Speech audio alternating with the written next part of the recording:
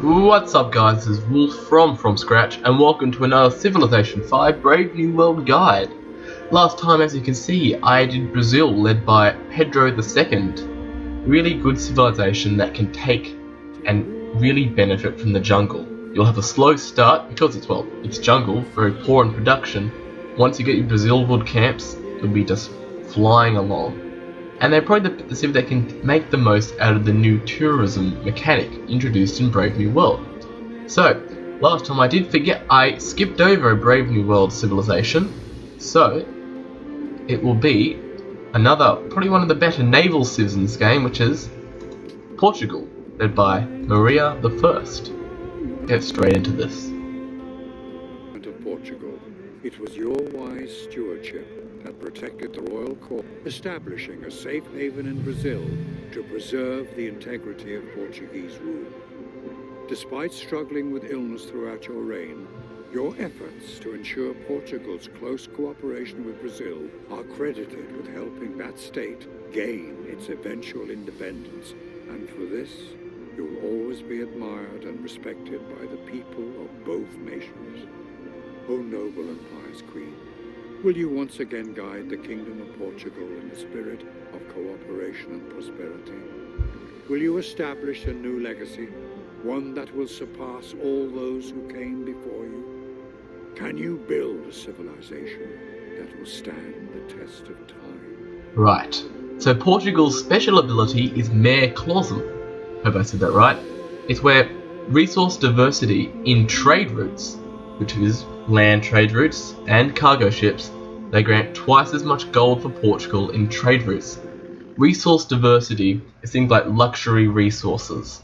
I think as well strategic, although I'm not sure. I know it's luxury resources such as iron, citrus, so on, so on, so on.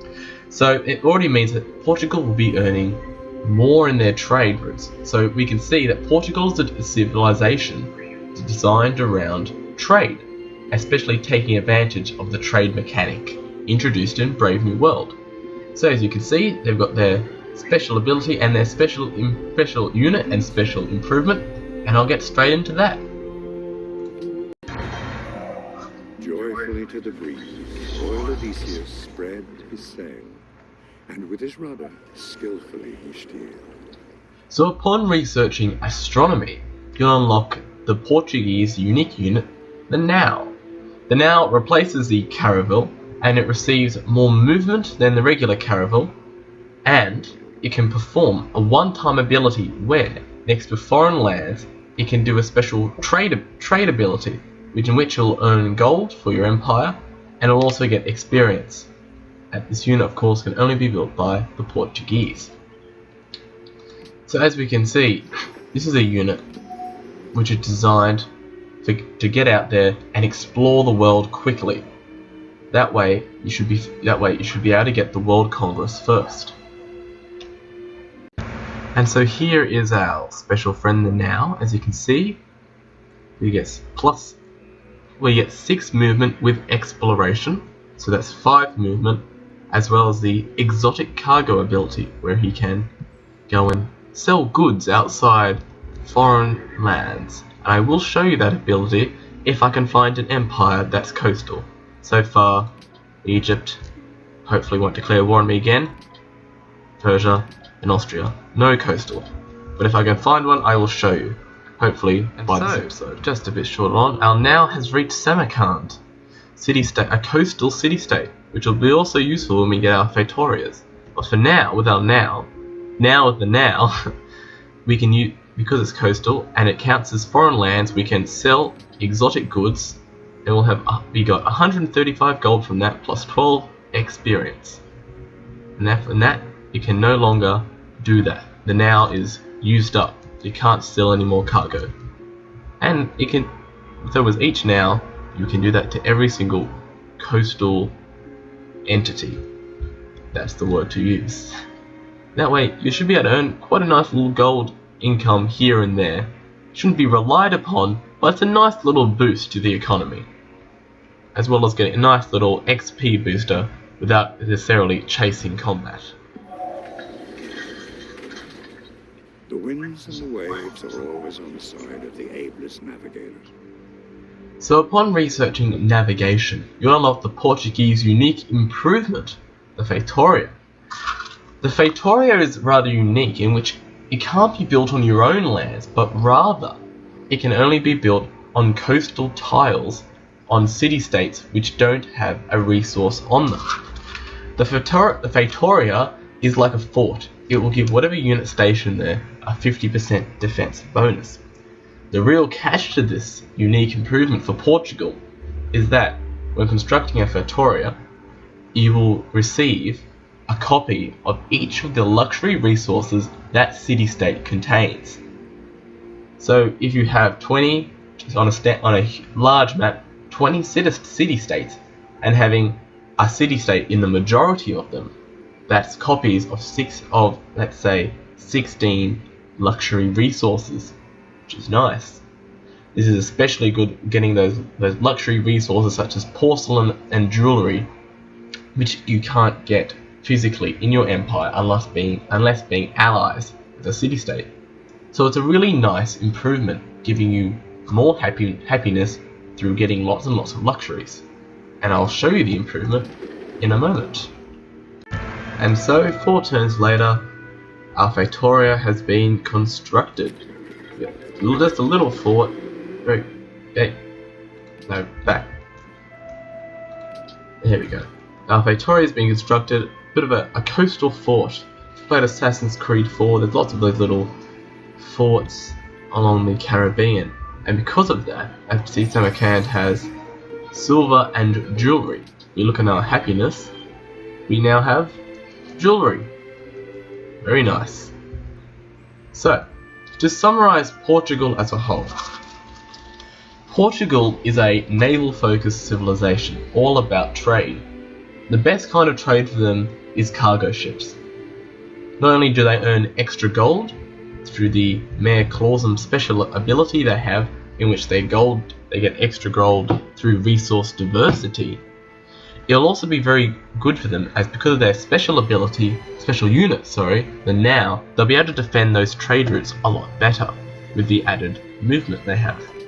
Continuing on the now, because they have added movement than a caravel, 5, 6 if you take exploration, then it'll allow you to have the World Congress a lot easier, which as Portugal you really want to do, as you should be aiming for a diplomatic victory, with all the trade bonuses you get, as well as the bonus to founding the World Congress, which is more of a coincidental with the now. In terms of research priority, you should absolutely prioritize getting astronomy so you can get your nows, and that will allow you to make the big step in getting the World Congress first, as well as earning the nice little gold bonus through their special exotic goods bonus.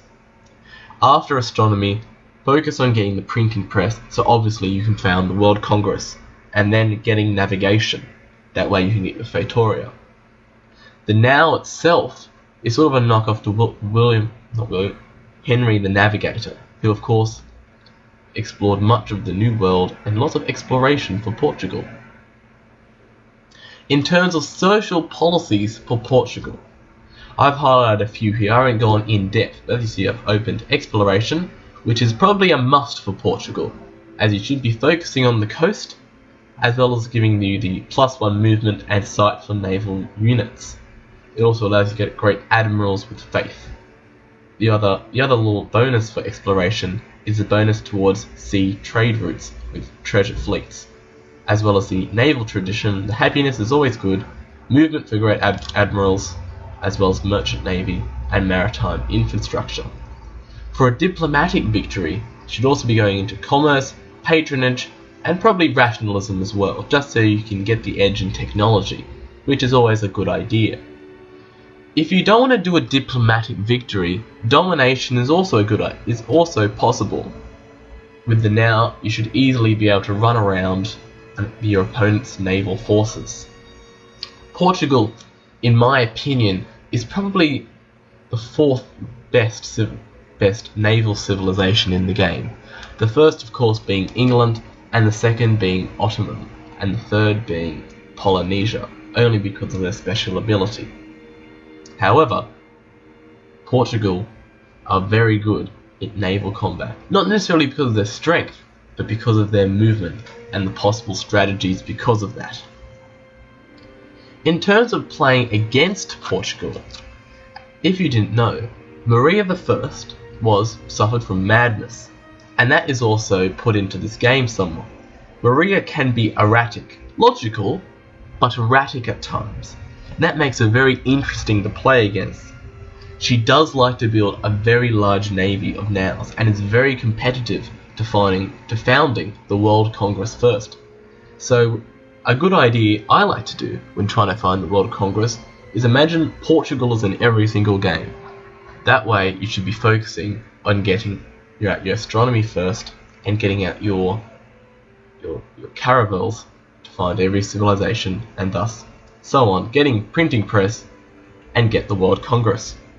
That way you should be on your way to hopefully getting the right foot forward for a diplomatic victory. Portugal generally do play diplomatically, however, don't put it past Maria to suddenly go to war or make erratic decisions, because after all, she is mad. So, that's my guide to Portugal, a very good naval civilization and a fan favourite, as they were introduced in Brave New World. Praetorias allow you to get lots of luxuries, so banning luxuries in the World Congress is not a good idea, especially jewellery and so on. Generally you should have lots of luxuries and thus a very high happiness. In terms of tall and wide, it doesn't really matter as much, depending more on how you like to play diplomatically. If you have a preference to going tall, go tall. If you want to go wide. Generally speaking, more of a small strategy can be better, but it doesn't really matter. Depends on how comfortable you are with that playstyle. So, before I finish off, nice little fun fact. Maria I, and as we did last time, we did Pedro II of Brazil.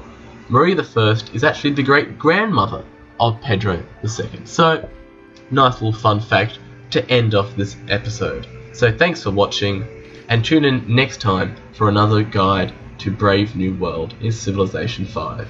Thanks for watching.